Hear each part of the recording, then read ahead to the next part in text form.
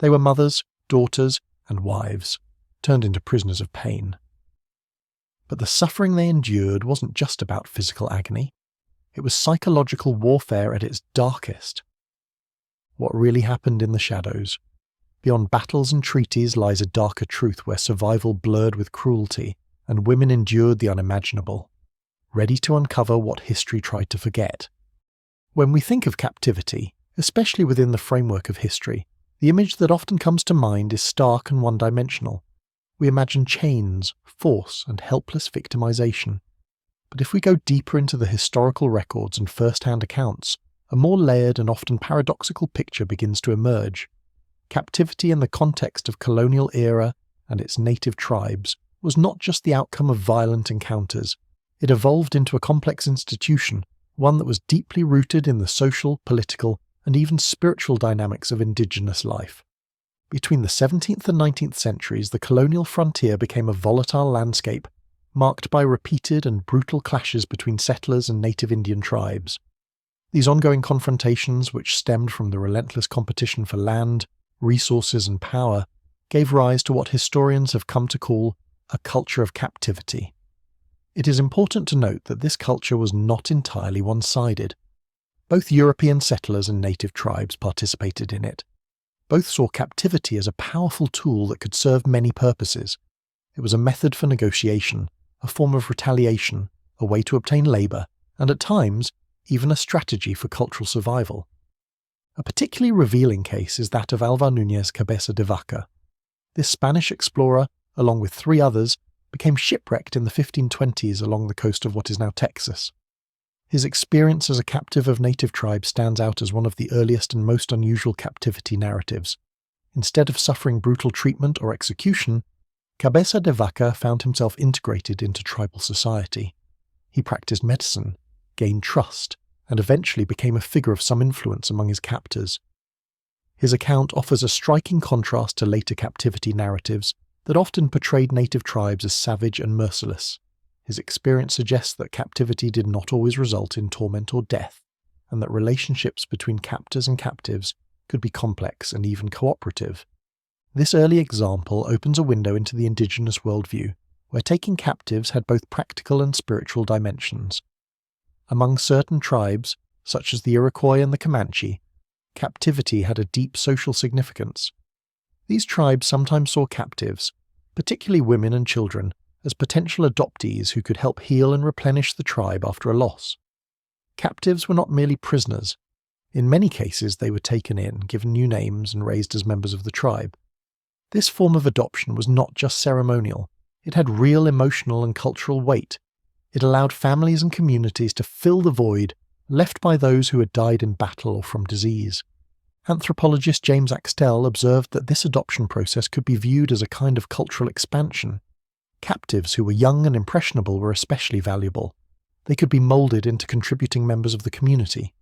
A white woman or child who adapted well to indigenous life and showed loyalty could eventually marry into the tribe and raise children who were seen as fully native. This was not a temporary arrangement. In some cases, these adopted individuals lived out the rest of their lives within the tribe, with little or no desire to return to their original families. However, this does not mean the system was always humane or uniformly applied. The treatment of captives could vary dramatically depending on the tribe, the specific circumstances of the capture, and the actions of the captives themselves. Some were indeed tortured or executed, especially if they were seen as enemies or had resisted capture violently. Others were sold or traded, sometimes into slavery. These brutal outcomes coexisted with stories of compassion, protection, and full assimilation. The line between victim and family member could blur in ways that are hard to comprehend from a modern standpoint. It is also important to remember that the colonists themselves engaged in similar practices. European settlers, particularly in times of conflict, took indigenous captives as well. In some cases, native children were removed from their families and placed in colonial homes to be trained in European customs and religion. These actions were rarely about mutual exchange. They were often an attempt to suppress native identity and impose European values. While settlers frequently accused native tribes of savagery, they too were participating in a system that could be both cruel and dehumanizing. In this light, captivity emerges not as a singular experience, but as a phenomenon with many faces. It could be used to strike fear or offer refuge, to control or to heal. The same practice could mean survival for one person and lifelong trauma for another. Its consequences often depended more on the intentions and values of the captors than on the identity of the captive. This web of contradiction becomes even more evident when we turn our attention specifically to women. Gender played a powerful role in shaping the nature of captivity. While men were often killed or used for labour, women were more likely to be adopted, integrated, or subjected to gender-specific forms of exploitation. In some cases, their ability to bear children or perform domestic tasks determined their fate. In others, their resilience, silence, or willingness to adapt became their only protection. Their stories reveal the layered and often tragic ways in which gender influenced survival, suffering, and transformation within captivity. Understanding this history requires us to confront its discomforts. Captivity was not simply a story of victimization or heroism. It was a system built on contradictions, capable of producing both horror and belonging. It reminds us that human relationships, even in their darkest moments, can be defined by complexity far beyond what any single narrative can contain. What happened when women and children were captured instead of men? Prepare to unearth the deeply gendered fate awaiting them. Gendered outcomes of captivity. When tribes raided rival villages or colonial settlements, the fate of the captives often hinged on two immediate judgments: gender and age. These two characteristics determined everything from how a captive was treated to whether they would survive the initial encounter at all. While men frequently faced execution or intense suffering as a demonstration of dominance or vengeance, women and children often followed more complex and unpredictable paths within tribal societies. These paths were influenced by long-standing traditions, spiritual beliefs, and the ever-changing needs of the community. Among many native tribes, particularly those known for their warrior cultures such as the Comanche, Apache, and Iroquois, male captives were often viewed as threats. These men, captured in conflict, were seen as potential sources of rebellion, escape, or retaliation. Because of this, they were usually not kept alive for long. In many instances, warriors who were taken captive faced public torture, not solely for the purpose of punishment, but as a ritual that had deep spiritual and communal significance. These acts were part of a cultural tradition meant to honour the bravery and strength of the fallen enemy. It was also a way for the community to symbolically absorb that strength, while at the same time reinforcing unity and resilience among the tribe. By contrast, women and children represented an entirely different set of possibilities. Within these same tribal frameworks, they were often seen as valuable resources. Young women, in particular, were considered ideal candidates for adoption or marriage. They were physically capable, could contribute domestically, and were valued for their reproductive potential. Their social adaptability made them easier to integrate into tribal life. In many cases, a female captive could become the wife of a warrior, serve in the household of a chief, or even function as a symbol of prestige. The social standing of such a woman could rise considerably if she adapted well and gained favour with her captors. Children, especially those captured at a very young age, were often the most highly prized. If taken before they had developed strong memories of their former lives, these children could be raised entirely within the cultural, spiritual, and linguistic environment of the tribe. Over time, they would come to see themselves as fully native. Many such children lost all memory of their European origins and came to embody the values and practices of their adoptive families. Their transformation was sometimes so complete that, even when they were later located and offered a return to white society, they refused. In their minds and hearts, they no longer belonged to the world they had left behind. The story of Mary Jemison is one of the most well-documented examples of this phenomenon. Captured during her teenage years, she was adopted by the Seneca and came to love and respect her new community. Her later recollections show a woman who felt deeply rooted in her adopted world. She described a sense of care, acceptance, and identity that many other captives also came to know. Such stories challenge the simple narrative of captivity as purely a state of suffering and victimization. However, this complex system did not always lead to positive outcomes. Not every female captive experienced kindness or eventual belonging. Much depended on the tribe's current circumstances, their political needs, the temperament of the individuals involved, and the behaviour of the captive herself. Women who resisted their captors or refused to conform were sometimes subjected to harsh treatment. This could include forced labour, physical punishment, or social isolation. In the most tragic and disturbing cases, women were sexually exploited or passed between different groups. These brutal actions, while certainly part of some captives' experiences, were not always supported or encouraged by tribal norms. In fact, many indigenous cultures had strong taboos against the mistreatment of women, especially those who were pregnant or very young. There were also instances where captured women were eventually granted significant autonomy. In certain tribes, a woman who chose to adopt the customs and contribute to the community could rise in influence. The Cherokee and Creek nations, for example, had matrilineal systems in which women played central roles in family identity, property ownership, and community decision-making. In such societies, a woman who fully embraced tribal life might actually find herself with more rights and social power than she had previously experienced in colonial society. Her status would not be tied merely to her reproductive or domestic roles, but to her position within the larger kinship and political structures. The experience of female captives was never uniform. For some, captivity was a period of deep trauma and loss.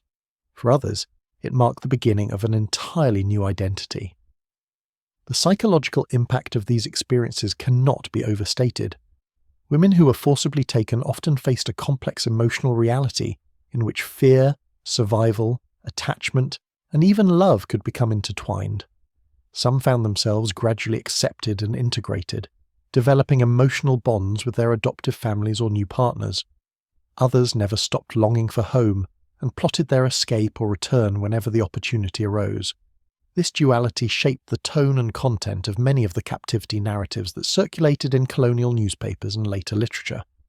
In understanding this deeply layered history, it becomes clear that captivity was not just a backdrop for suffering. It was a system shaped by culture, power, and survival. And for the women caught within it, their stories were as varied and human as the societies that held them. Could captivity become not just survival, but a path to status, respect, and even love? Let us meet the women who not only endured but rose to prominence within their new worlds. Women assimilated into tribal life.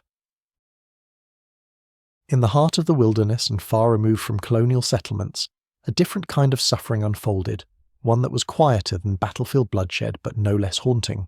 Among the most disturbing aspects of native captivity are the experiences of women and girls, whose fates were shaped not only by tribal customs, but also by deep-rooted beliefs about dominance, assimilation, and gender roles.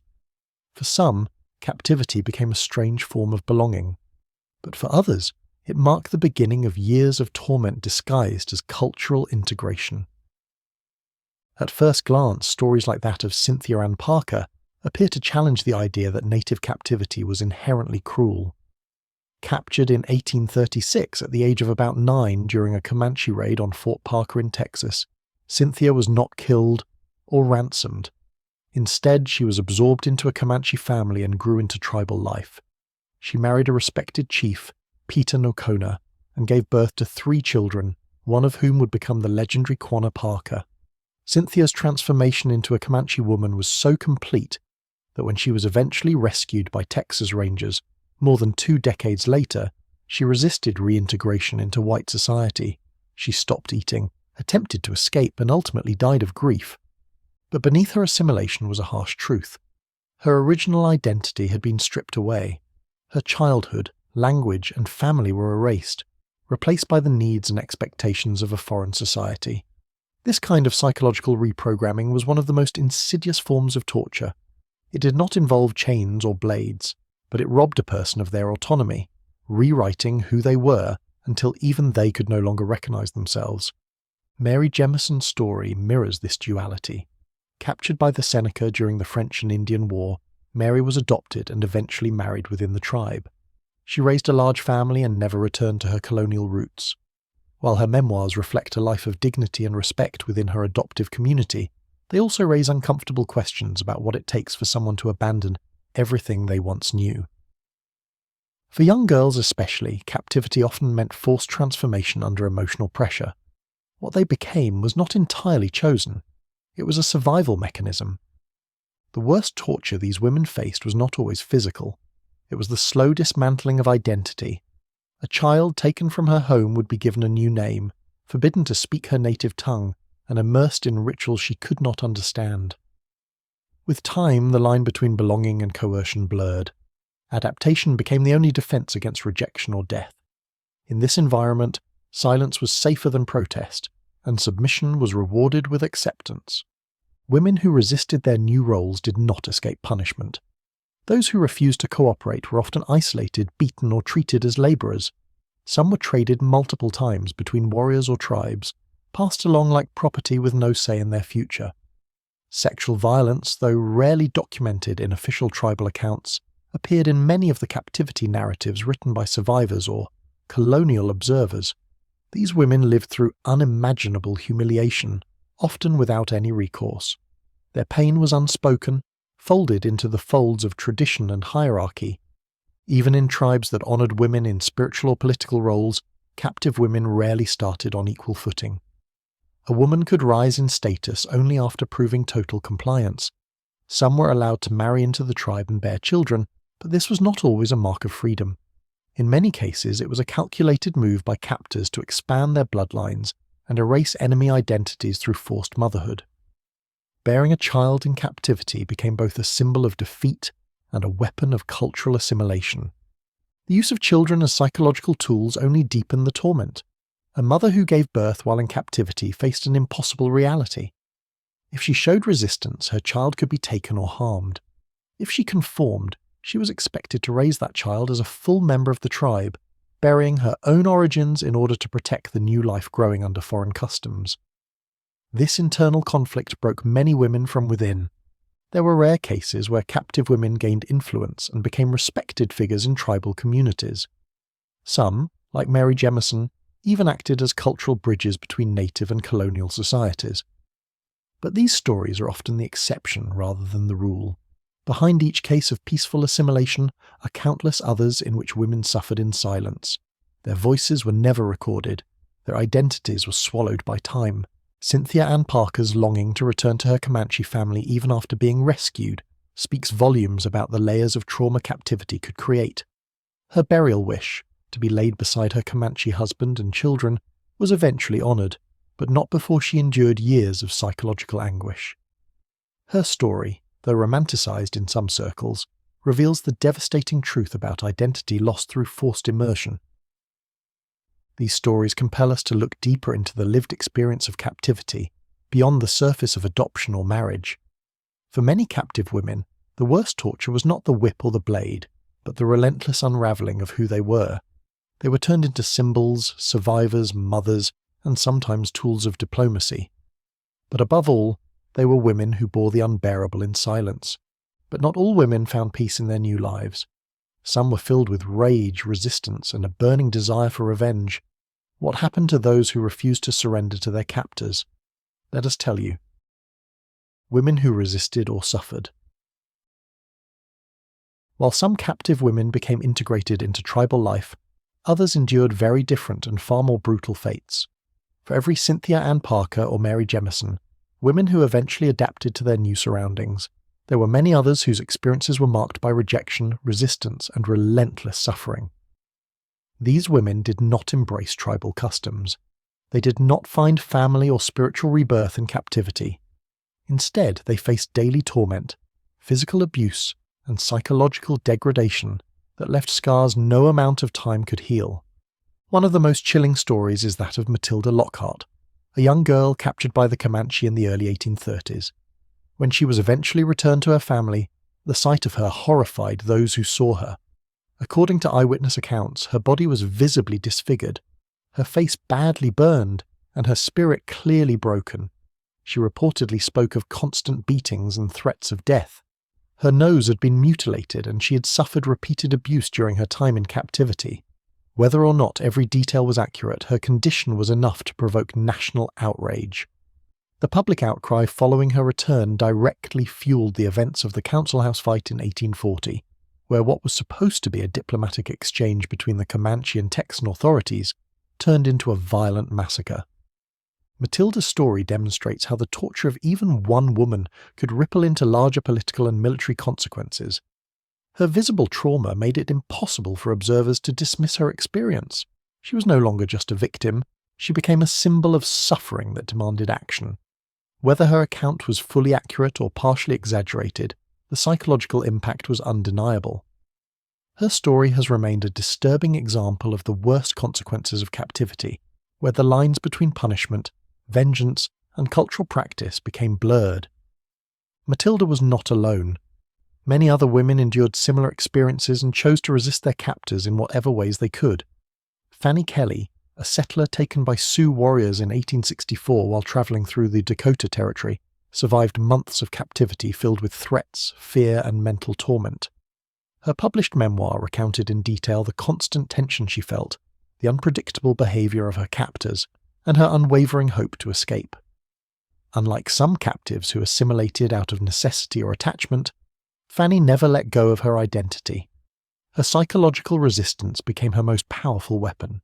She refused to accept a new name or adopt tribal customs. She endured, but she never surrendered emotionally. In doing so, her story shaped public perception of native captivity as dark, dangerous, and unforgiving. Fanny's narrative painted a world of suffering, but also one of quiet defiance. Like many other captives, she faced the terrifying realization that even simple acts, like refusing food or crying, could be met with violence. In some moments she contemplated escape, in others she simply tried to survive another hour. For women like Fanny, captivity was not a cultural exchange, but a constant state of psychological warfare. Her story emphasized that torture did not always involve visible wounds. It could take the form of daily threats, emotional manipulation, and the slow erosion of hope. Rachel Plummer, another woman captured by the Comanche during a raid in Texas in 1836, also lived through brutal conditions. She was taken while heavily pregnant and later gave birth in captivity. Her newborn child was killed before her eyes, and Rachel herself was subjected to regular beatings and deprivation. Her published narrative described the cruelty of her captors, including physical punishments designed to break her spirit. Yet she too demonstrated resilience. Over time, her compliance in certain tasks and her ability to remain calm reportedly earned her slightly better treatment. Though never fully accepted, Rachel's presence became tolerated. She endured more than a year of torment before finally being ransomed and reunited with what remained of her family. These women represent a different kind of courage. They did not return with stories of belonging or love. They returned broken but alive, holding on to their identities in the face of overwhelming efforts to erase them. Their stories show that resistance could take many forms. Sometimes it meant rejecting new customs. Sometimes it meant surviving long enough to be rescued. Sometimes it meant enduring unbearable humiliation while never forgetting who they truly were. Importantly, it must be acknowledged that many native tribes did not universally condone the torture or abuse of women. In several tribal traditions, women were regarded as sacred. Inflicting harm upon them was seen as a spiritual violation. But as in all societies, these ideals were not always upheld. Especially in times of grief, warfare, or vengeance, codes of conduct could collapse under the weight of anger and desperation. Women captured during retaliatory raids often faced harsher treatment, becoming victims not just of conflict, but of emotion-driven brutality. In such moments, torture was used as a form of expression, revenge, or control. For these captives, pain became a daily companion. The suffering of these women also became a political tool. Their stories were used to justify attacks, war campaigns, and policies of forced removal.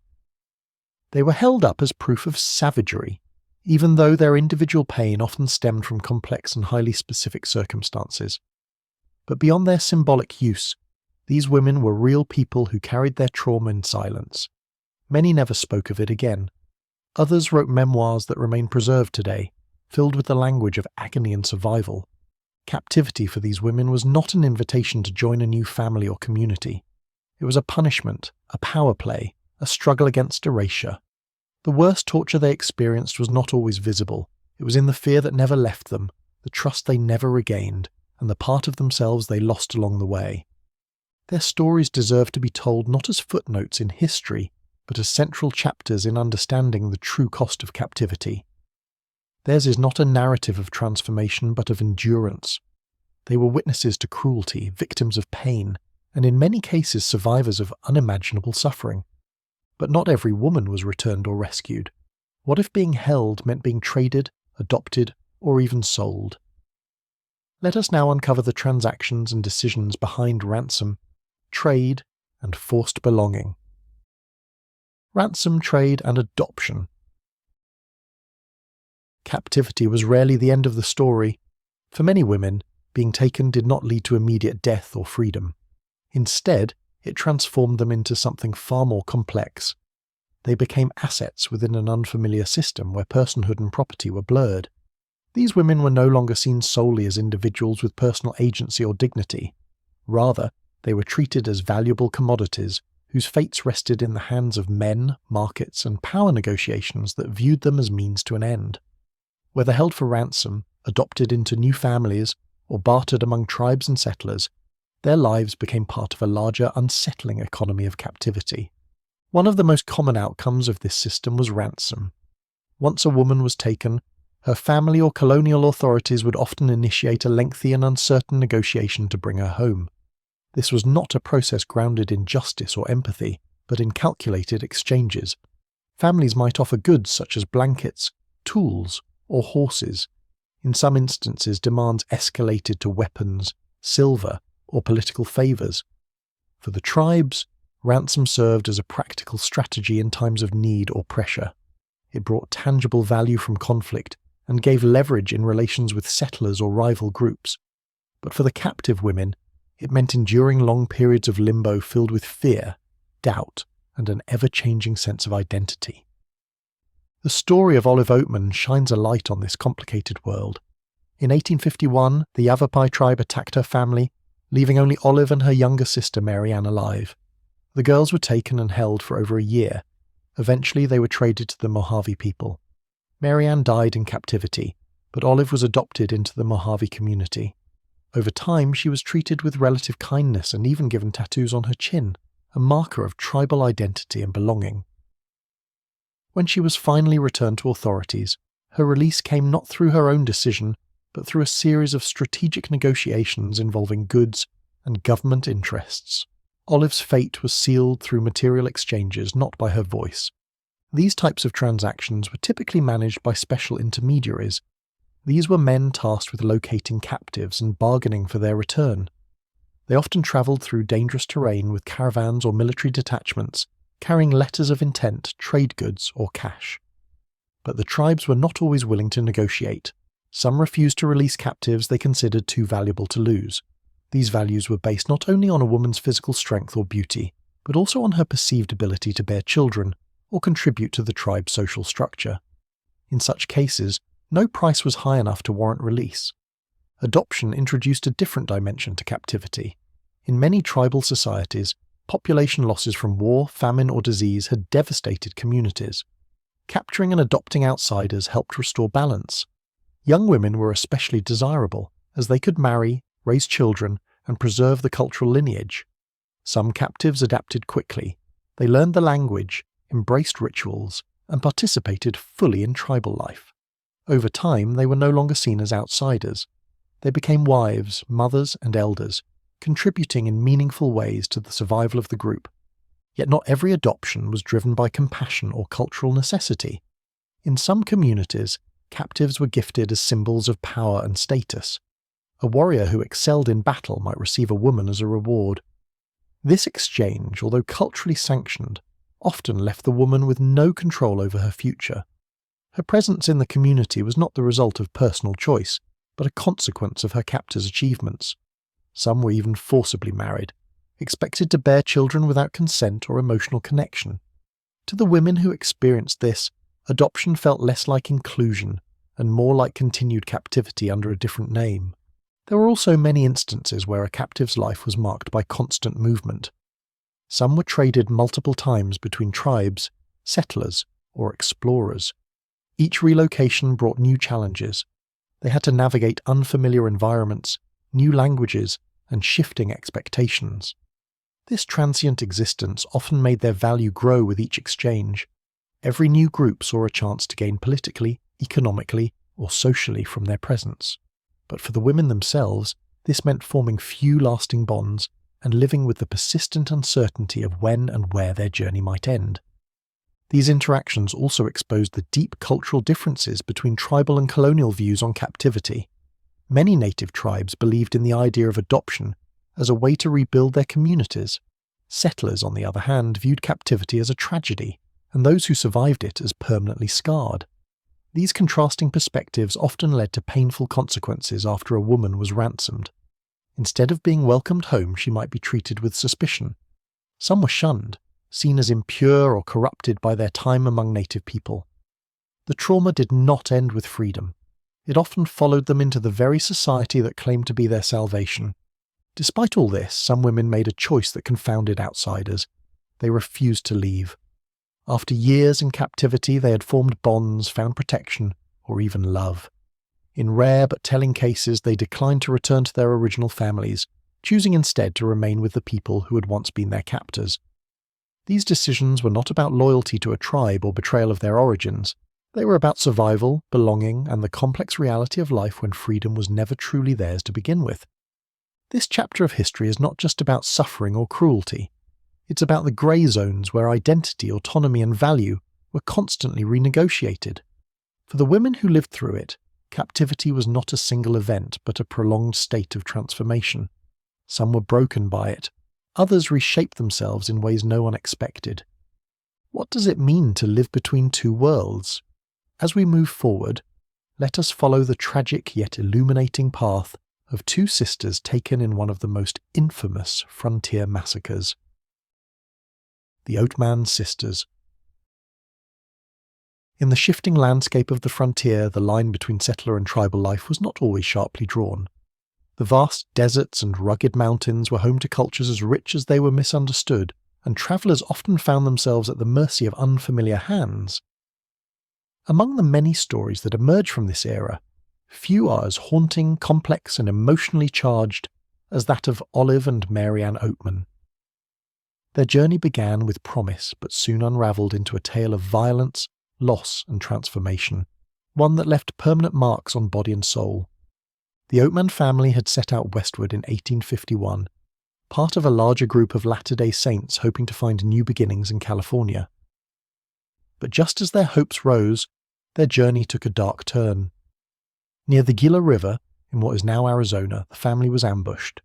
The attackers were believed to be Yavapai warriors, though this has been debated by some historians. In the chaos, most of the Oatman family was killed. The only survivors were young Lorenzo Oatman, who was beaten and left for dead, and his two sisters, 14-year-old Olive and 7-year-old Mary Ann. The girls were taken captive and marched into an unfamiliar world. For nearly a year, the sisters lived under the control of the Yavapai. Life in captivity was brutal. The girls were forced into exhausting labour, gathering firewood, hauling water, and scrounging for food. Their clothes disintegrated, their hair became matted, and their once vibrant spirits faded under the weight of daily humiliation. Children mocked them, adults ignored their suffering, and their physical health deteriorated rapidly. The sisters were treated not as guests or even prisoners with value, but as property, useful only for the labour they could perform. Then, a sudden change altered the course of their fate. The Yavapai traded the girls to the Mojave tribe in exchange for goods. This new chapter in their captivity marked a profound and unexpected shift. Instead of cruelty, the Mojave offered compassion. Olive and Mary Ann were taken in by the tribal leader Espanola and his wife Espanio, who treated the girls as part of their household. They were given land to tend, clothing to wear, and names to signify their place in the community. Most visibly, they were tattooed on their chins in blue ink, a traditional Mojave practice meant to protect the soul in the afterlife and identify members of the tribe. For the Mojave, these tattoos symbolize kinship and belonging. But to the outside world, especially the white Christian settlers who would later learn of Olive's story, they were unsettling markers of her time among so-called savages. They couldn't be washed off or hidden. The ink told a story that society didn't want to hear. Tragedy struck once more when a severe drought and famine swept through the Mojave community.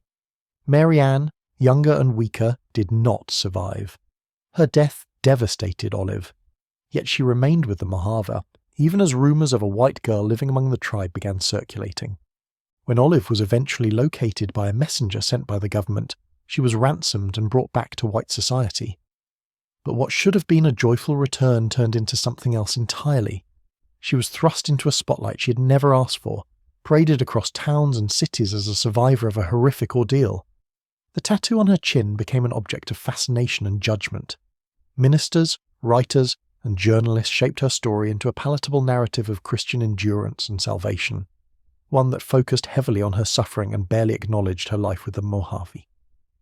Beneath the surface, however, Olive's feelings were more complicated. Those who knew her later in life said she often spoke fondly of the Mojave, with a warmth that contrasted sharply with the public version of her story.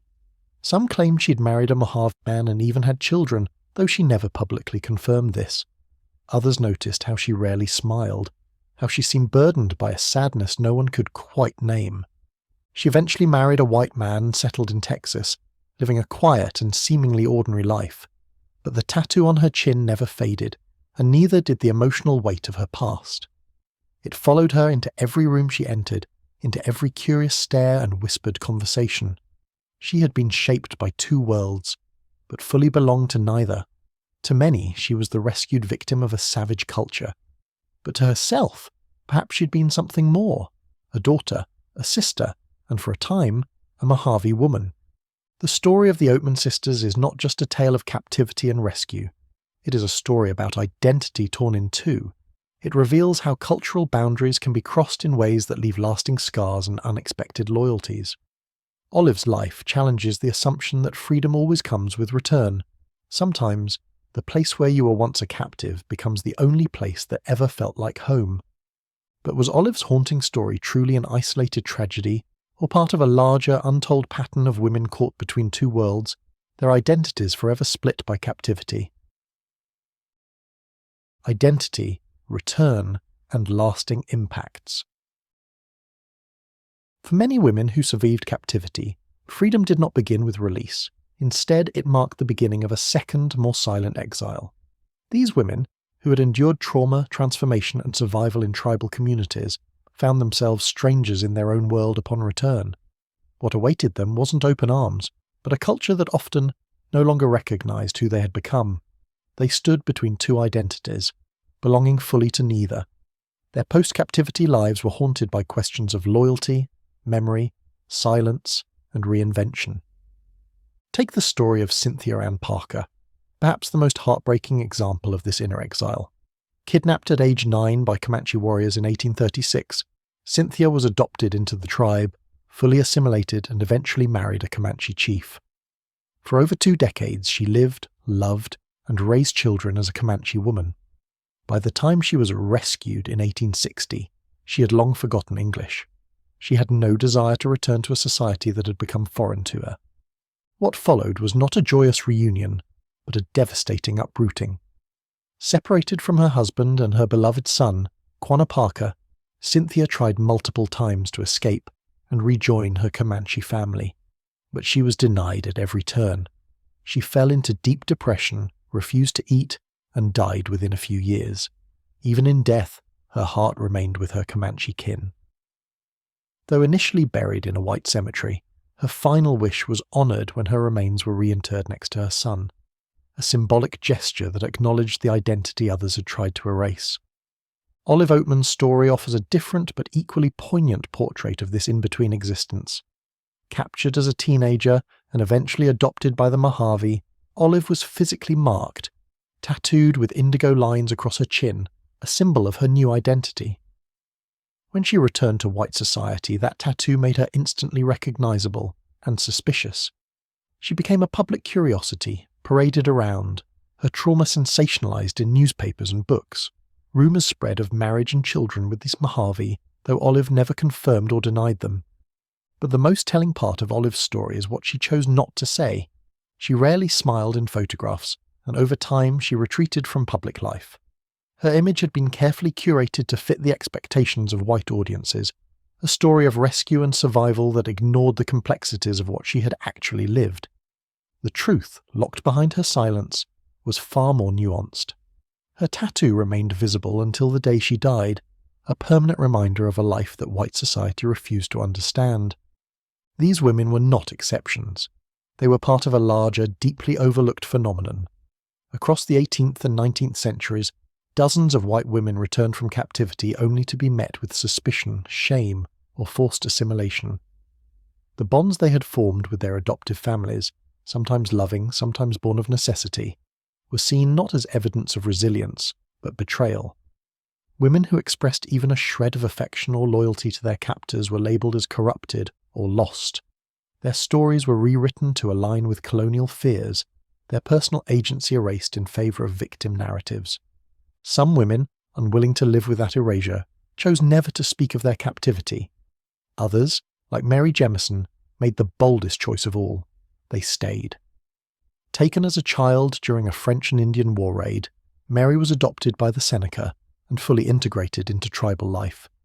She married twice, raised a large family, and became a respected elder. When given the chance to return to white society, she declined. Her decision was not made in desperation, but with conviction. In her own words, she had found a home.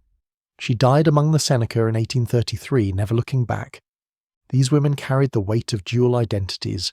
In one world, they were daughters, settlers, and victims. In the other, they were wives, mothers, and contributors to native communities.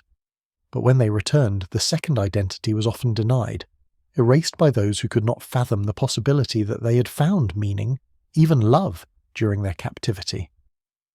It's only in recent decades that modern historians have begun to understand the full depth of these stories. Rather than fitting them into neat categories of rescued or lost, scholars now view them as cultural intermediaries, individuals who translated, bridged, and survived across worlds. They were not just passive figures in someone else's history, they were active participants in shaping their own. Their experiences force us to ask a deeper question. What does freedom really mean? For some of these women, captivity may have been horrific, but it also transformed them. And for many, the so-called rescue was not liberation at all. It was another kind of imprisonment, one where their voices were muted, their memories doubted, and their true selves ignored. In their silence, there is defiance. In their choices, whether to speak, to stay, or to disappear, there is strength. And in their lives, there is a profound challenge to our understanding of survival, loyalty, and identity. These women didn't simply return home, they returned changed, and the world they came back to was not ready for who they had become. Though the period of captivity has long ended, the emotional and cultural wounds it inflicted have left a permanent strain on history, one that refuses to fade quietly into the past. The stories of women who lived between two worlds, torn from their communities and then again from the tribal families they'd come to love, challenge the tidy narratives often told about frontier heroism and rescue. For decades, their voices were silenced, their loyalty questioned, their pain overlooked.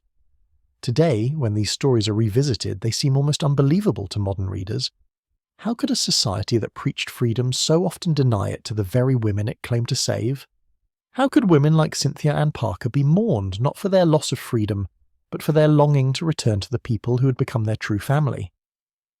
In our modern age, where identity, belonging, and cultural empathy are fiercely debated topics, the legacy of these women feels strikingly relevant. Their experiences expose the complexities of cross-cultural connection, the deep human need for community, and the devastating consequences of erasure. What once was viewed as betrayal is now understood as resilience. What was once shamed is now recognized as survival. These women were not passive victims of circumstance. They were individuals navigating impossible choices in a violently divided world. Their stories remind us that history is not just a series of events, but a living thread that we continue to unravel. What are your thoughts on the brutal and often overlooked experiences faced by women in captivity during frontier times? Were there details that surprised or disturbed you the most? Share your thoughts in the comments below.